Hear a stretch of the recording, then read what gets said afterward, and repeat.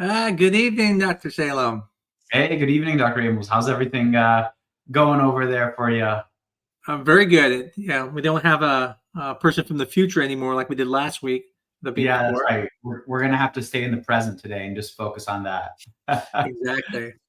Well, this is going to be an interesting episode because I think, a lot of people when they come into the clinic or whether they're doing IUIs or IVF, one of the big things is setting expectations, and I really hope a lot of people come on and ask questions because I think it's one of the things by setting the right expectations, it's going to help them, you know, feel better about the process, won't be as stressed as much anymore. And so again, I let everyone know, please come on the show. Love to talk to you and answer your questions. So let's start off with, I mean, what do you do? I mean, when you meet with people, before we even get into the different things, setting expectations, just in general, if someone said to you, hey, what's going to be like if I go see a fertility doctor? Oh man, I mean, honestly, it's only after having done this for a long time that I think I really can see that big picture, and I think um, even even as we're at this level and we know kind of all the different parts that are going on, I think it can be overwhelming for a lot of patients when they get introduced into a fertility system. So I would say one of the first things that I always remind everybody is you don't need a referral to get into a fertility doctor. You can Correct. self-refer yourself because infertility is a diagnosis that you make for yourself. You've been trying, you can't get pregnant. So I think one of the first things that I like to establish in terms of expectations is you can just call up a fertility clinic. You can call us up and schedule a new patient consultation. And then from there, the most typical step is that our team is going to get in touch with you and they're going to send you some information to fill out some forms to give us some background information. And I think that first part can feel pretty overwhelming. It's a lot of background information. And I think one of the things I hear from a lot of people is like, do you guys really need this? And do you guys, what do you do with it? And I promise you, Dr. Amos and I look we look through every single one of those questions that you're sending through. So they are important questions and we go through all of them. And so, we kind of put together all this stuff, previous records that you've had. We have people on our staff working to kind of put everything together. And then really at the time of your first consultation, your first visit with us, we have already looked through all of that and we're having a better conversation about everything that you're presenting to us. So we really kind of know where you're going, where you're heading to at that point. Now, before I move on, I mean, what is that fair? Did I do that justice? What do you think of that first step before they ever even talk to us? What should they expect? Yeah, I agree with you. I mean, I think it is kind of a frustration point for some patients, filling out all those forms, going, why do they need to know all this stuff? But part of it is you said is it gives us at least an idea when they're coming in to know kind of what they're coming in for. A lot of times I'll even notice in the forms that their expectations are actually incorrect. For example, I'll hear patients say to me that they think they need IVF, and so one of the questions, I'm going through their history, and I don't see anything that says they need IVF. So I have to say to them, well, why do you think you need IVF? And it helps me at least. So those forms are really important, like you said. The other thing is the history. By looking at, we then know where to gear the history. Otherwise, we'd be talking for a couple hours just asking a bunch of questions. So it allows us to target their history. Things as simple as painful periods can tell us, okay, do we need to start thinking about endometriosis? Do we need to start thinking about uterine problems? And all of that helps us, get those questions so we can get to the right answer. And so it's interesting because I think on that first visit, everyone thinks we're just going to have to answer that day. And we don't. Part of it is establishing that care, coming up with, kind of in some ways a hypothesis, which is called differential diagnosis, where we'll have ideas of what's wrong, but there are some things we can't figure out without doing tests. Right. And and then the part of what I set them up for is that expectation that we're going to do this testing. I think one expectation people, it's probably good to understand is the tests aren't perfect. Yeah. It's not like somebody comes back and goes, "Oh, you definitely have this." It's a general idea. If you do a tubal test, Tubes can be open, doesn't mean the tubes are functional. Right. Doesn't mean that IUIs or something going to work. And so I set their expectations in the beginning saying, listen, we're going to do these tests. And then based off these tests, I have a general idea of what's wrong, or at least a general idea of what treatments will work. And then we'll move towards that. But I think a lot of people that come in, they're thinking that they're starting things that day, or that we're going to have the diagnosis that day. And, it really is more of a discover. One thing that I think is kind of neat that we're going to be doing soon is this idea of having all this done even before we see them on the first visit. Because I mean, that's really useful, because then on the first visit, the more they have done, I mean, really at that point, it's now looking at the information and then coming up with a diagnosis. I've had this where patients come in even for a second opinion. I can review everything, still like to talk to them, get their own view on things. And one funny part I find is, like, sometimes patients will say, well, didn't you read my records? And I'll say to them, well, I did read your records, but keep in mind, this is another doctor's view through their eyes in this records. So although I'm asking you these questions, it feels like, well, didn't he read this in my records? Yes, I did. But I also want to have another view, because what if the other doctor got it wrong? Yeah. What if they put in your chart, and when I say wrong, meaning like, they were going down a different path, and now I go, maybe it's not that path. So yeah, it's a really important part of it. I'd say that the most important part in the beginning is just to make sure you're going down the right path. So right. No, absolutely. I think that, it's always great to kind of take a step back, especially when people are coming in for a second opinion, or they've been seen at another clinic or something. I think one of the expectations coming into that is not, hey, they went through every single thing that I did and they're gonna, repeat that, or or find a mistake within that, but to have a kind of a fresh perspective on it. And sometimes a fresh perspective, honestly, a lot of times we agree as professionals in our field, or a lot of times we agree and we have a minor like position, like we might change things a little bit. So I think the expectation that somebody comes in, whether it's a brand new patient consultation or it's a second opinion, are also pretty different. Yeah, I think that's one of the biggest shocks for a lot of people is when they come in for a second opinion. I look at things, and whether it worked or not, sometimes they'll be shocked that I'll tell them, actually, they did a great job. Like it didn't work, and I know that's the goal is for it to work, but they actually did a good job in this process, and I'll make those small adjustments. And so, I think one thing I want to talk to people about, and again, please come on, ask questions, or ask your questions online. We'll definitely answer them for you. Is what to expect at these different things. And so, I think IUI is one of the ones that I think there's a lot of different expectations. One of the things I've noticed is sometimes people will do an IUI and it doesn't work, and they're devastated. Remember, I have to make a appointment with me, and say, why didn't it work? And, do we need to jump on the IVF? And I've had some people want to jump straight to IVF, but in reality, IUIs aren't that high of a chance. The benefit of IUIs is in the cumulative effect by doing multiple of them. And so, I try to set expectations.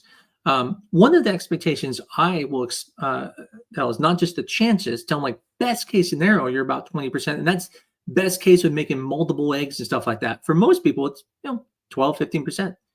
Yeah. And so even after 3 cycles, technically less than 50% of people are pregnant. And, get some data has shown that if it's going to work, it's probably going to work in those first 3 cycles anyways. And so what are the things that you tell people about when it comes to things like artificial inseminations and expectations and, setting them up so that way, if it doesn't work in that first one, they're not discouraged. They understand that, hey, this isn't perfect. It's not going to be above a 50% chance.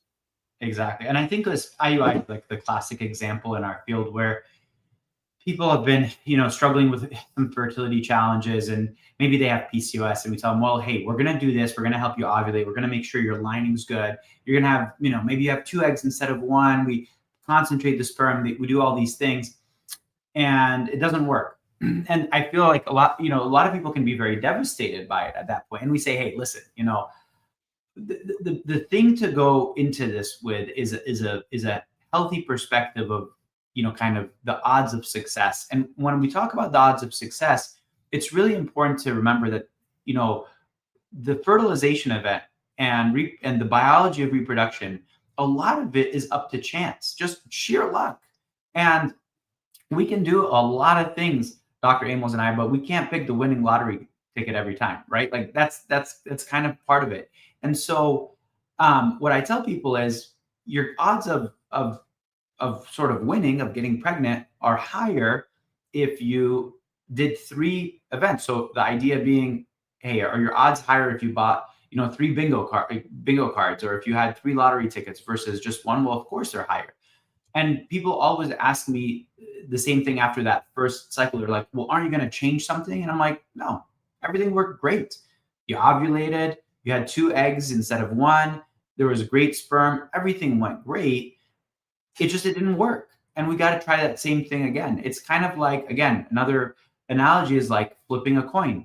If you had to get heads 2 times in a row, and I only let you play the game 1 time, where you got to flip the coin 2 times, you're, probably not gonna get that. But if you did that 5 times, where you keep flipping the coin, you're probably gonna get 2 in a row in that instance. So there's all these ways to think about, the probability of this. And I think that's a hard thing in our field, because not a lot of medicine works under that guise of probability. It's kind of like, well, you try a medication. If it didn't work for you, you switch it, you try a different one. And this isn't that case. And I think setting up that expectation is really, really, really healthy when it comes to IUI. And I think probably the healthiest approaches that I've heard from patients is, we're going into this thinking we're going to do 3 cycles. And you know what? If we get pregnant on the first one, great. It's fantastic. We saved ourselves 2 months of trying. But we're just going to go into it thinking it's going to take 3 cycles. How about with, since we're on this same point, how do we talk about, expectations with IVF, just at a very broad level? How do we start talking about that? Yeah, I mean, I started all the way even from the IUIs.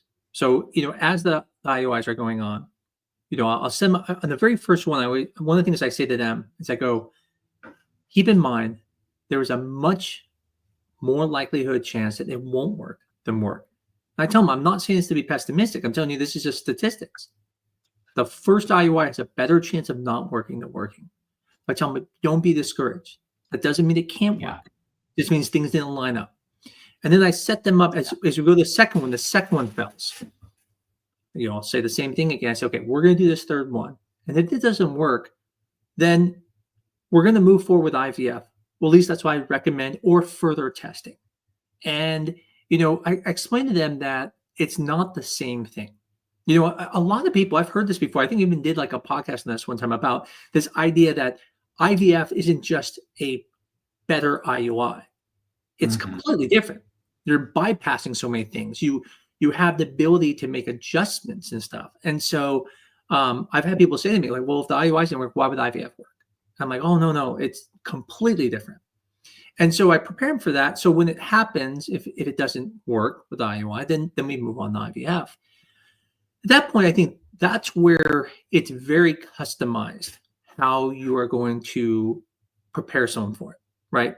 The expectations I'm going to give someone who is 25 years old with maybe a male factor problem is going to be a lot different than someone I'm going to give expectations who's 42, with a diminished ovarian reserve.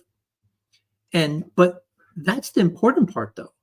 By setting those expectations, you really allow them to be able to continue that journey. It's a thing you and I talk about all the time, this idea that if you're discouraged, you may stop. And that will be a bigger predictor of not succeeding than even the treatment you're doing. The people who keep going and persevere are the ones who are able to really, usually have success in those tough situations. So it's setting those expectations. There was, I remember I think I've told you once before about this patient. I always remember them because I remember they didn't understand that they had failed fertilization and we had to do rescue ICSI. Yeah. And in their mind, the embryos weren't that good afterwards. That it's not the same quality, but it's kind of like a Hail Mary, like, hey, let's just still try them.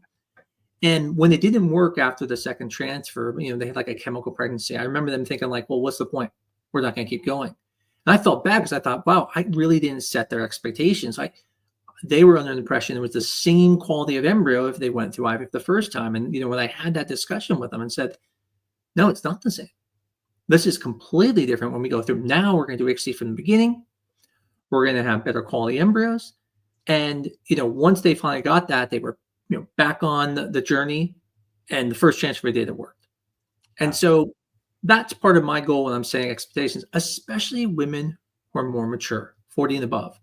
I really try to focus on this idea that it's going to take more than one cycle, and go into it thinking that. Don't go into it thinking it's going to work on the first.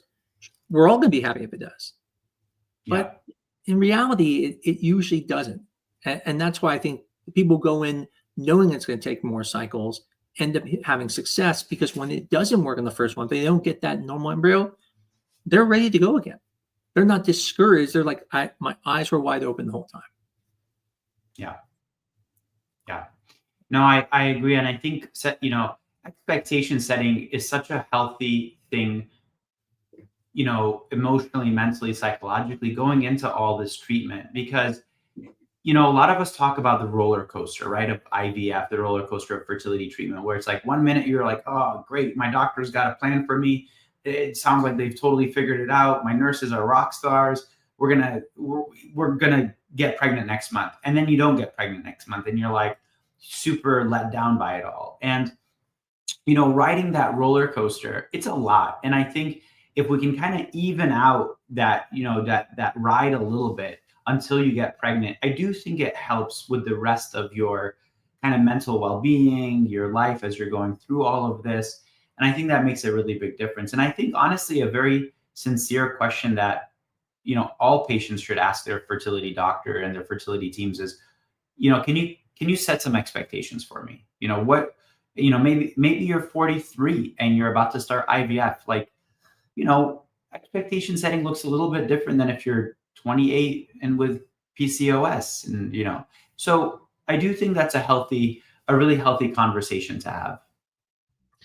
Yeah. I mean, my other favorite story is my wife and I, when we went through, and we're trying to get pregnant again. I remember trying to set her expectations, and I kept telling her, like, listen, this is probably not going to work. Like, be prepared for it. And, when we had to cancel multiple times, she got really discouraged, and I thought to myself, I'm like, but I told you it wasn't going to potentially work. Like, why are you discouraged? I even told you ahead of time. And that's the point, is that it's hard, because I think the thing that makes it hard, even like with an IUI, is that you're putting everything together, and we think in our mind that people just get pregnant like that everyone else, just gets pregnant like that. So this is better. And I feel like sometimes, if you had no infertility, sure, I think your chances are higher. If you're just coming in and you're like, hey, I don't want to have intercourse, so I'm going to do fertility, your chances might be higher over other people who have infertility. But in reality, it's not perfect. I still think the human body is better at doing this naturally sometimes, unless obviously there's a problem, just a medical issue. And there's this feeling, though, when you do it, like it's better than natural. Because you're intervening, right? I mean, people always think like, oh, IVF is better than even natural. I'm like, well, sort of, per transfer maybe, but not really better. And so it's even interesting after you set expectations. There was a couple I had this last cycle. Expected things to work, and but I could see the excitement was so much, like there was no way it couldn't work in their eyes, and I hate being that person. I even said at the very end, I said, like, listen, be prepared. Like, I want you to know it's not 100%. And I told him, I said, I believe it's going to work, but I don't want you to have such a hard fall if it doesn't work, because you're not even thinking that's a possibility. It's not 100%. It's not even close to 100%. In fact, the average in the country is not even 50%. It's just around 50, like it's, it usually does take sometimes up to 2 transfers to come away with around a 75% chance of live birth. And so setting those expectations is huge. And again, it keeps people going. And, what else do you have, to offer on that from expectations? Yeah, no, I definitely agree with that. I think sometimes there's even some interesting, like, calculators online that people have developed, where you can like plug in a bunch of your numbers, your AMH and your this and your that, and it'll give you kind of a rough idea of what your chances of success are. I did compare it with our clinic, and just, off the record, I do think we're a little bit higher, so I'm pretty proud of that. But I think at the end of the day, being aware of what can happen is really important. Now, there's one more part to this, which is being aware of what's sort of the worst case scenario, because biology mainly works around like a distribution, right? Like a normal distribution curve, as we call it. And so most people have kind of average results, but some people have exceptionally, outrageously lucky good results. That's a small proportion. And some people have outrageously, unexpectedly horrible results.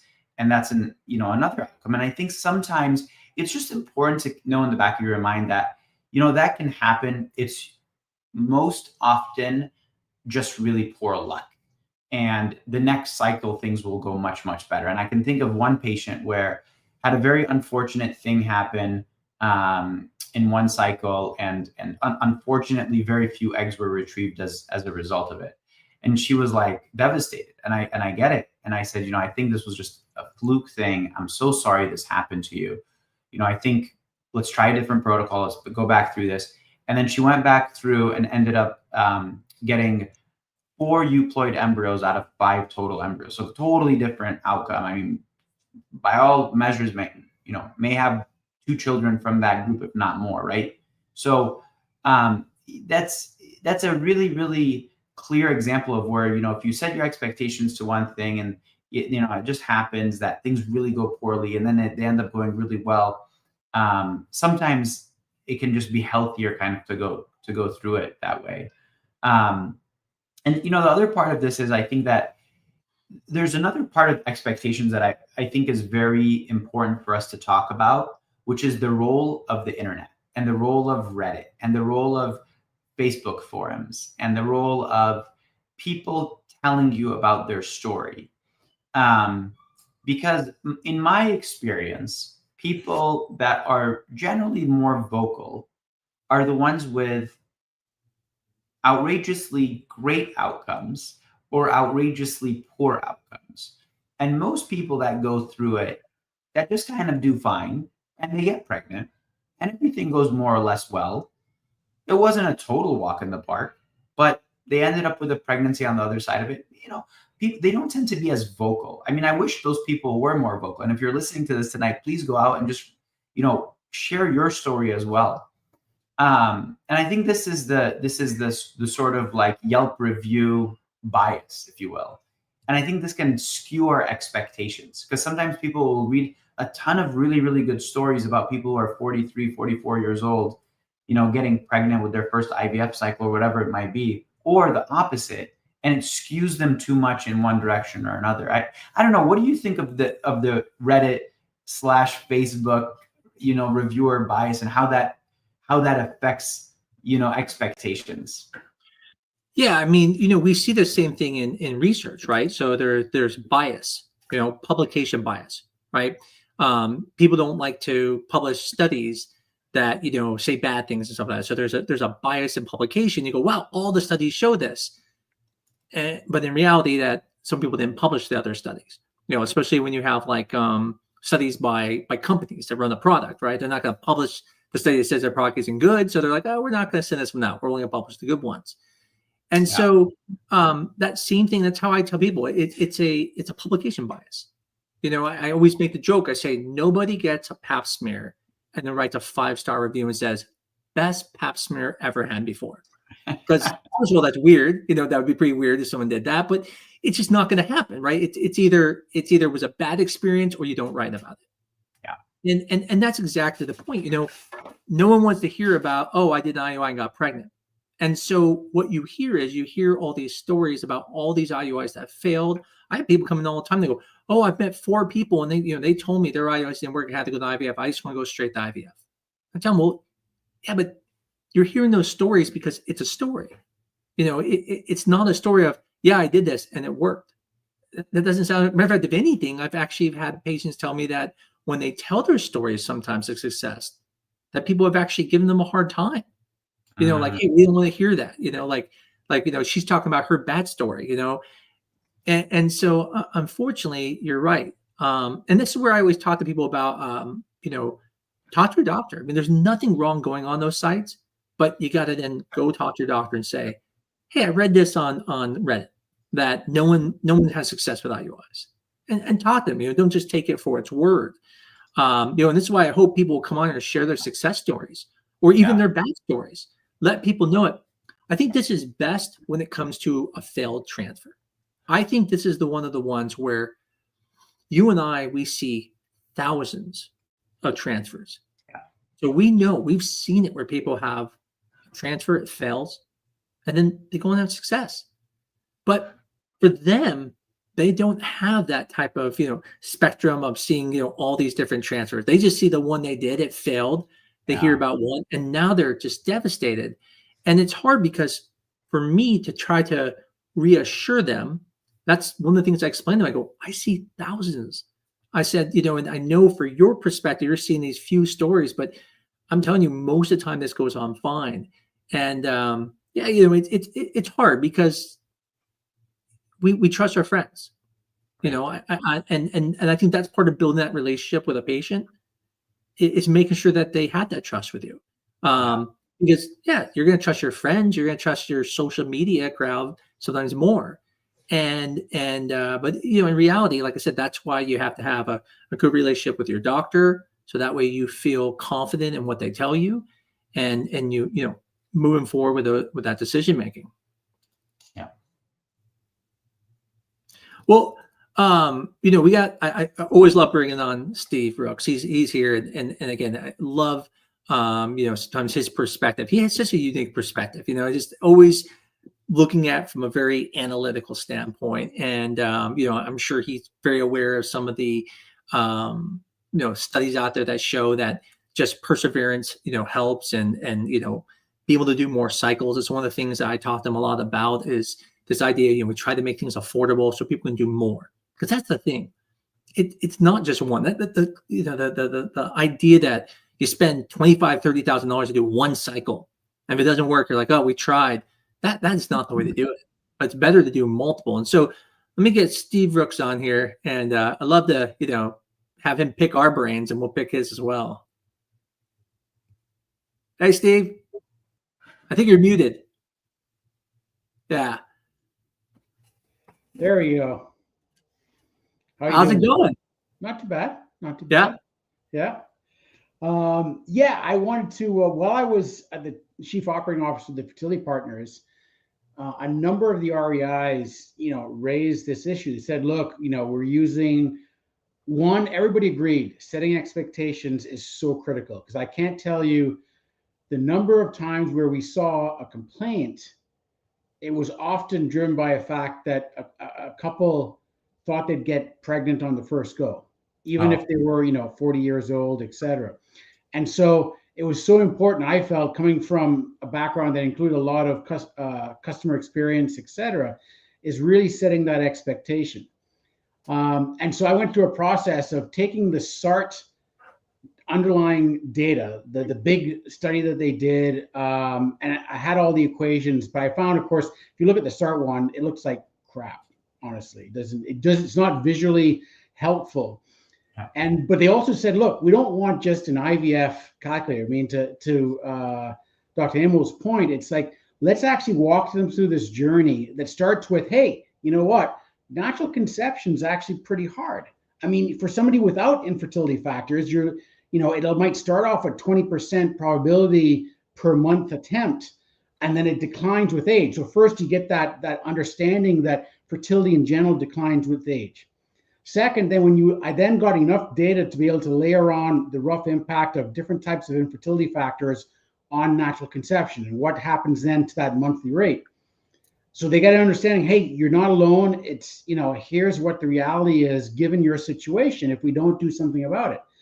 Then the next step was, okay, let's talk about IUIs. And if it's right for you, if there's, no male factor or other things that might have an issue, let's look at IUI.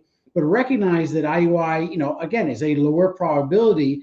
And let's look at it through 5 cycles. And what you would see, again, good studies, it tails off after about 3 or 4. And so, the doctors would use that. And this was what they were always saying anyway. Let's try, you're a candidate for IUI, so let's try 2 or 3.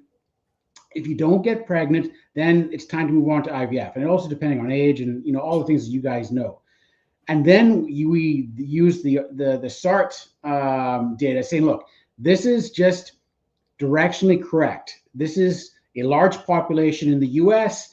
It's not our clinic. We actually, to your point, Dr. Salem, our results are actually better than this, but it helps you understand that for a woman with your characteristics, your age, your AMH, etc., the average woman in the US in this period, it would take 3 cycles to have a probability of 75%, let's say. So let's also recognize that first cycle, you could be one of the lucky ones, the lucky 33 or 40% or whatever it was that gets pregnant, but it's very likely you're going to need 2 or 3. So let's just set that expectation here and focus on the outcome, which is having a baby and not going through multiple cycles. And the doctors, once they got the better tool, which was, I kind of use Excel onto PowerPoint, but it really helped with the patients. They really appreciated that, something to walk away with. It really helped them understand, etc., so that they could, realize that not getting pregnant on the second IUI is not atypical, and let's move on to IVF now, etc. Right. That's such a great tool and such a great way to kind of present that to patients. Now, here's my devil's advocate point to that. Yeah. There's a lot of research that shows people don't do very well with numbers. Mm-hmm. So you tell them, hey, you have a 75% chance and 73.7% chance at your exact age with your markers to get pregnant, after 2 cycles, with a 3 cycle amount being 84%. They hear all these numbers, but many people, and very smart people, engineers, people who are very mathematically oriented, everything, have a hard time kind of relating that to their personal story. So, curious how like in your experience. Well, what we did is that was the key thing. That's why we didn't just use a SART calculator, because it's just a line on a graph. It's ridiculous. Showing the cumulative probabilities, etc. So we did a combination of a bunch of different visuals. So some of it was like, I think Unify had a version of this where you would say, okay, 33% probability means that of 100 women starting an IVF cycle who are just like you, 33 of the 100 will get pregnant and the other 67 won't. And we had a visual that kind of showed the 33 and the 67. So it was trying to come at it both kind of rationally with the words, but also visually with the, a third of little figures to kind of give them a better sense. Because to your point, yes, no percentages don't necessarily work well unless you put it into, a concrete type of way of them understanding it, and try to have several different ways to explain it in that sense. Yeah. There was, I just don't know why I'm forgetting the name of it, but I remember there was this company that was started, very smart woman from Stanford who prior Unify. to AI. That's yes, Unify. I forgot I'm going blank on the name of the doctor for some reason, or the person, but she at Stanford came up with this algorithm. Yeah. And what she was trying to show is that she could help predict someone's success. And I mean, now with AI, I'm sure her, system was really good. And one of the transitions she made with Unify, and by the way, if people are listening to this, you can go on there and look up Unify. I believe you can even just personally find out what your chances are. It's UNIVFY. Yep. And what was interesting about it was she changed it from this idea of just being your chances for one cycle and really focused more on what your chances would be. Well, you need 2.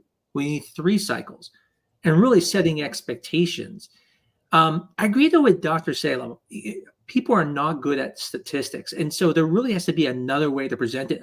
When I talk to patients, I don't even put it in the numbers. I'll give them, say, out of 7 people, 1 will fail or something like that. Yeah. I try to give it into something they can relate to. Exactly. Or I'll find something naturally that happens, and I'll say it's as likely as this, and that probably helps people more. My favorite thing when it comes to numbers is like, I don't know if I'm sure you both heard of the Monty Hall theorem, but most people can't tell why there's a better chance of switching your door when you select the door in the Monty Hall show than staying with a door. And it's because we're not good at these small differences in statistics. Yes. And so, Steve, you're in a different situation out in Canada, because I know they're right. You guys are somewhat mandated there, but it's. Well, really, it's until recently, it was only Ontario that funded one. So there's no mandates for payers. Okay. The government funded one cycle in Ontario. The government in Quebec, the state government or provincial government in Quebec did one cycle. And then British Columbia announced they were going to do one cycles, where Vancouver is. The one I like is that Manitoba, there's one clinic there that TFP had. Manitoba allows you to deduct up to $20,000 a year, no limit, $20,000 a year in IVF expenses to get a tax credit up to $8,000. So it's means tested, and you can adjust your withholding taxes. So you're literally getting it all the way through. But just recently, Ontario added a second cycle to subsidize, which a lot better. The only issue is let's just say that what they're subsidizing at is a good 20% less than the market rate for IVF. But that's not atypical from, say, what payers do against the typical market rate as well, too. But they're also layering in the tax credit, which I think is really, really, really important. So they allow for up to $5,000 tax credit against your income tax based on out of pocket over and above that. So that subsidy doesn't include meds. And so, if you're lucky enough that your company covers it with their health benefit plan, then you're good. But otherwise, that's another source. So they were starting to get better. But it's not fully funded in any way. And one of the things I was pushing for, certainly I would love them to have done a better job, as you've done, in reducing prices. But it was also looking at bundling. At the end of the day, if we know a patient is likely to need 2, there was one clinic that I finally got to agree to do a 2 and 3 cycle bundle, where the second and third cycle were effectively discounted. But the point was, let's focus on the fact that it could take 2 or 3 cycles, and let's focus on that outcome and not one cycle at a time. That brings up a really an interesting thought, because this is something Dr. Salem and I have talked about, this idea of changing the way we look at things, meaning instead of offering something at a lower cost, we really offer a baby. And what I mean by that is, you and I, we've had this talk before about time to baby, cost to baby, right? Yeah. And everyone's gonna have different amounts, but Dr. Salem and I, we're actually actively working on this idea of, we don't offer someone IVF for a certain cost.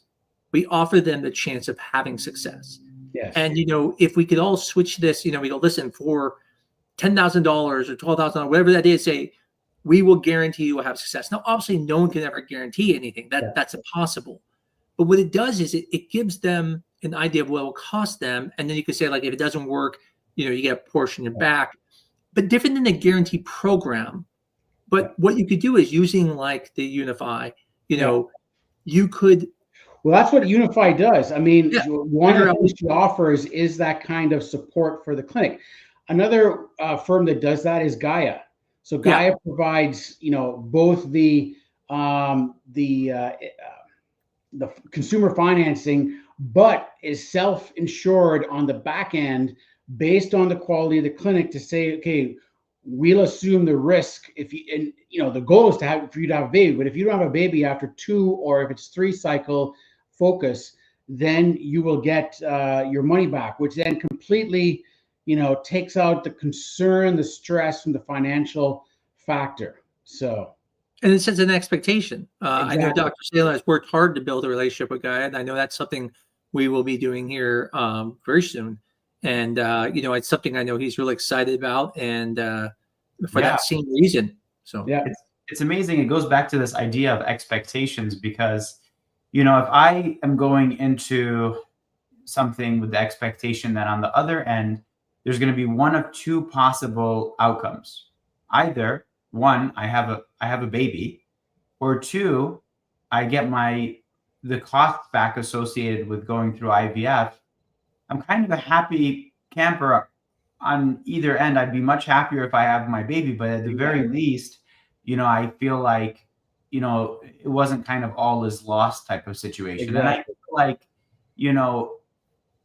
that feels, as a patient, feels better. It feels good. As a doctor, I think that feels really great that, we know that there's a randomness associated with this. It's not going to always work. And at least for the people that it doesn't work for, they can come out, even in some way there. Exactly. No, absolutely. Yeah. And that really helps, I think, people with that idea of, cost to baby, because what's really interesting, and this is where I was going earlier with the question I was asking about Canada, because I didn't know if they were mandated or not.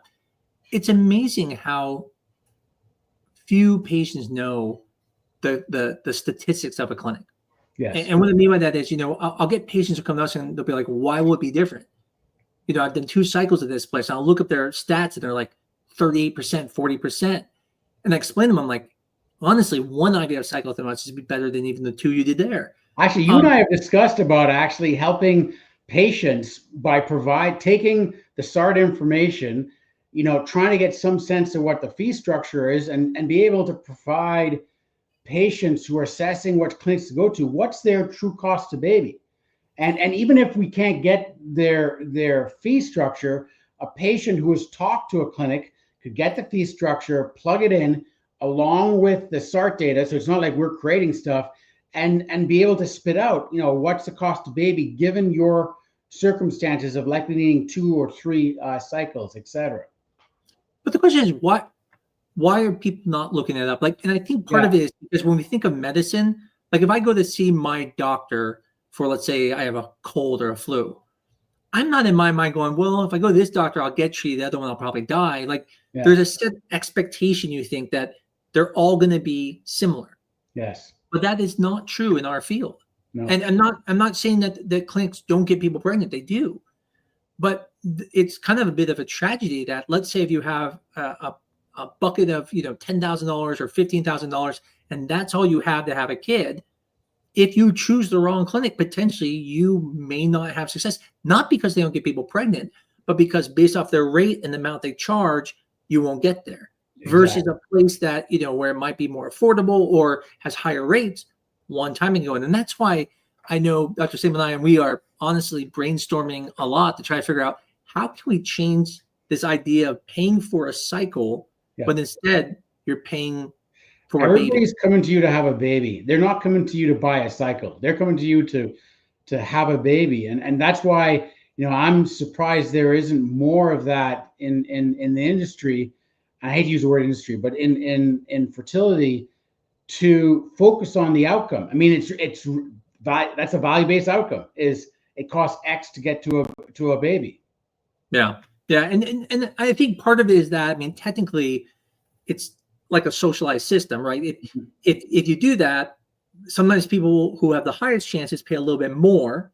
Yeah. So the people with the lower chances, they have to pay more too, but it evens out a little bit better. But yeah, like I said, I really appreciate your point of view, and like I said, I think setting those expectations, and this is where I know you and I want to do something so that patients can go to. But the question is, how did they even know to look at that? And that's the part I don't think. Tell you what, I'll flip you what I developed. I'll flip it to you. I got to do some couple of things, but I'll flip it to you tomorrow or the next day. And I'll even put your own New Directions logo on it, so you can take a look at what it might look like. Yeah, I'll share it. I'll share it with everybody. So, well, all right. Any questions you have for Steve? No, that's it. But I couldn't agree more with this discussion, because it is so important for patients to, really understand what they're getting to, and it's along the lines of making them feel more empowered in their journey by if they understand the expectations, and frankly, it then makes more sense when you're talking about, we should consider using PGT, for example, to accelerate time to baby. It's not going to change the likelihood of baby overall, but certainly with embryo selection, et cetera. So it makes more sense to patients once they understand what to expect with these other things that could help. Absolutely. So thanks, Steve. Oh, you're welcome. See you guys later. Yeah. We'll see you. Yeah, always a great perspective there. Yeah, I mean, it's people may not know. I mean, he's in the field and really looks at everything, like I said, from a very analytical standpoint. And I know I love it because I'm a nerd and I love numbers and things like that. But I really, there's this question I have. I said about the expectations again, like this idea of why are patients not looking this up? Because they do after they fail. Yeah. After a patient fails, oh my goodness, they are like the best investigator in the world of every clinic and what their rates are and stuff like that. But why not on the first one? And I think part of that is because of that idea that you expect it to be medicine, right? It's all going to be the same. Yeah. It's definitely not. I mean, that's the unfortunate truth about it. And I think, talking about expectations, I think there are some expectations that honestly on our end as doctors that we see. And one of them is that, people kind of just go wherever their OBGYN referred them. And I don't think there's anything wrong with that. I think that's perfectly fine. But I do think that patients should just take a quick moment and kind of try to make sure that that's the right fit for them as well. Many times an OBGYN knows a fertility group well, has known them for a long time or something of that kind. And they're like, oh, you should just go there. And the OBGYN, quite frankly, to their credit, might not know the success rates of that clinic. So they have all the best intentions, but sometimes they don't know everything. And I think that, one of my expectations is that that's kind of how patients are coming in, is that they've just been told by a friend or, their OBGYN or colleague, somebody, hey, just go to this clinic, go check them out. Or they kind of, have found their way to you in one way or another. So again, I think that, kind of making sure you do a little bit of homework is helpful. Now, I think they can go too far too. Like, I think some people, just kind of overinterpret things. And I think that's where it can also be problematic. Yeah, absolutely. I know we're getting near the end here, and there's one area I think we didn't talk about. Well, I guess two areas technically, which is one, what should people expect in egg freezing? I think that's one that people, they come in with a different expectation than I expected. And then the other one is, last thing I want to end on is talking about the expectations of just trying without infertility. Just what should people expect if they're just thinking about having a baby and things like that. But talking about egg freezing, I mean, I know this is one where if you look at the clinics and that put out all the ads and like freeze your eggs, protect your fertility. Setting those expectations is really important because although we tell people that yes, it does work and it has, it is so far from the result of a baby that a lot can go wrong. One of the things I tell people I've been saying now is, who their partner is going to be. What if they have someone like me who has bad sperm or something like that? It's going to affect their fertilization. Like, I mean, it's a fair thing to say. Is like, listen, like these eggs might be great, but it still matters what your partner is. Yeah. And so, what type of things would you tell someone who, about coming in that wants to go see someone for freezing eggs? Yeah. What expectations? Maybe they should get their partner's semen analysis done, when they're going through it at the same time. This is a tricky one. And what I always like to do with my patients that are going through egg freezing is to give them a number. I say, based on the best available research, the fact that, we're a clinic that does a lot of IVF and, fertilizes a lot of eggs. We know what our numbers are. But I can also give you some national numbers. These are the minimum number of eggs that you should have for one baby. And when I say for one baby, I don't mean like you're guaranteeing that you'll be able to have a baby with that number, but rather your chances are very high. Let's call it 70 to 80%. Yep. And I think the first thing is that a lot of people are surprised. They're like, whoa, I need 15 eggs to have one baby. And I'm like, yeah, that's to, usually have a little bit of a margin. And now, again, it depends on your age, and I'll give people a personalized number based on everything that we're seeing for them. But that's kind of like a preliminary number. The other thing that I always talk to them is what's going to happen in the future. What's the expectation of what you're going to do with these eggs? You're not going to, put the eggs back and then be able to get a pregnancy. You need to go through IVF, and we need to talk then about what that looks like, and to go through the expectation of what an embryo transfer looks like and everything like that. I think it's also very fair and honest and transparent. Everybody should have this conversation with their patients is what's going to be the costs associated with that. Egg freezing in good clinics should be done at a fairly low cost, because you're doing something that's kind of like pseudo insurance. And honestly, your bigger costs are going to come later when you go through the process of IVF and embryo transfer. And then the last category, is, the expectation of what the process is. And I'd love to hear what you have to say about this, Dr. Amos, but my experience has been that a lot of people going through egg freezing, they think it's going to be a little bit easier than it is. They think it's like, oh, I'll just get a little bit of blood work. I'll show up to the clinic. They'll take my eggs out and we'll call it a day. And they're a little surprised to figure out that there's a few appointments for monitoring. There's a few, there's quite a few blood works that are needed. There's it's a little bit of a process. I wouldn't say it's a super long process or anything like that, but it's probably, I would say for 3/4 of people, more than they expected, a little more than they expected. And so I like to build in that expectation of, hey, you're going to go through this. You're going to do great. It's going to take you 10 to 12 days to get through this whole thing, but it's going to be a little more work than you probably had in the back of your mind. I don't know. Does that seem fair, Dr. Amos, or what's your take on that? Yeah, I mean, exactly. I tell patients, basically they get shocked to find out they're doing IVF. The only difference is we're not making the embryos. And so from the standpoint, from their standpoint of getting the eggs, there is almost zero difference between egg freezing and doing IVF. And that's sometimes shocking to people. They're thinking it's this other process, but it's exactly the same process. It's just that we don't fertilize the eggs. The other thing, my biggest thing I set expectations is this idea that things can go wrong. There's such a big difference of having embryos versus, eggs. And obviously that's not a choice for some people. And that's where I put a lot of my time. I put a lot of my time on this idea of like, yes, having 10 eggs might be enough, but things can happen. And so, is it better to have more? And if they can, that's great. If they can't, like we have cancer patients who, they get so many. I said, listen, this is what we have. And when we get to that point, we'll see what happens. And, and then I talked to them about when to do it. I get people come in and want to do it at 20 years of age. I'm like, there's no reason to do it at 20 years of age. I said, if your egg reserve is good, you're going to spend more money keeping these frozen for the next, 15 years.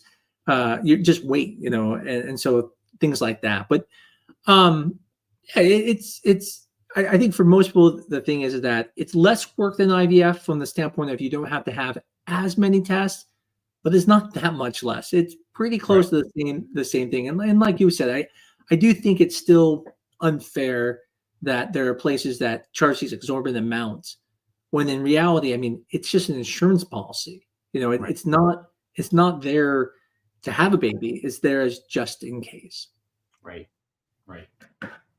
And then the last thing I think is just, for people who want to just have a baby, expectations, I think it's just important for people to know it doesn't always happen right away. We tell people, as long as you have periods every month, your partner doesn't have problems getting erections or anything like that. Theoretically, I mean, it's nothing wrong waiting 6 months at least, before seeing someone. If you're under 35, it's even reasonable to wait even up to a year. But a lot of times, a lot of people expect their OB doctors to take care of this, and they're a little bit shocked. When I see them, I go, well, they can help in the beginning, but reality, once you start having problems, you're over that year, you really need to see a fertility doctor. And again, that's what we talked about, that first appointment, coming in, getting the history and stuff like that. So yeah, that's so key. That's so important. And I know OBGYNs, I know primary care doctors, they have all the best intentions. They do a great job. And sometimes, to their credit, they're just not in the know as much. And so they can't set the expectation, quite as well. And that's where I think it's really helpful to come into the fertility clinic fold and ask your questions there. And one of your questions surely should be about, expectation setting. Yeah. I tell every patient, I go, the most important thing on that first consult is getting all your questions answered, because as you said, they've been on Reddit, if they've had these things, they might have these preconceived ideas, and to get those answers. So, well, I wish we could have had some people to share some stories, because I feel like that's what people need. People need these stories of success, need the stories of, one patient I saw in here wrote about how she was given only 8% chance of having success, and yet she had success. Another one talked about their very first transfer with a 6BB embryo, that they had success. And, these stories, they exist. Just because you don't see them doesn't mean they don't exist. Unfortunately, there is this bias of publication, meaning people are only putting the stories that, are going to get more attention. That's why, the people who go viral on TikTok, they're not the boring people like me giving a TikTok. It's going to be the people who do those, really unique things and so make up stuff. And so the same point is, the best stories are usually going to be the ones that get the most views, but it's not always what's the norm. So. Yeah, I agree. Well, it's a pleasure being on the show today. I think this is a great topic. I mean, I think we'll hopefully keep talking about this. I hope people bring it up, in the future and ask some questions around it. And this was a really great topic. And hopefully it was really helpful for people. I think if someone goes back and look at this, though, might help set some expectations, or as we say, EggSpectations for them. All right. We'll leave it on that one. You have a good one. You too. Take care. Bye-bye. Got the knowledge, the power to grow. Sperm meets egg, let the healing flow. Further grounds, we explore. Life's a journey, so much in store. Got the knowledge, the power to grow. Sperm meets egg, let the healing flow. Step in, let's talk about the facts. Women's health, let's watch how it cracks. Cycles turning, it's more than just chance. In this moment, we're taking a stance. Voices rising, we're breaking the mold. Deep conversations, we're watching them unfold. From the roots to the stars is one and the same. Empowered together, we're winning this game.